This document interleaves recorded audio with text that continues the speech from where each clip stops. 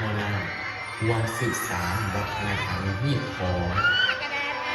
มีสถานที่ท่องเที่ยวที่สวยงามและเต็มไปด้วยทรัพยากรธรรมชาติอารยธรรมโบราณสถานที่เก่าแก่เมืองมรดกโลกดินแดนแห่งความสีวิไลไม่ว่าจะใกล้หรือไกลก็เส้นทางเข้ามาเที่ยวชมความอุดมสมบูรณ์ของประเทศลาวว่าจาหัวยิ้มที่จริงใจการย่อมือไหว้สบายดีที่มีเอกลักษณ์นี่แหละนะบ่งบอกถึงความเป็นคนลาวทานเอ้ย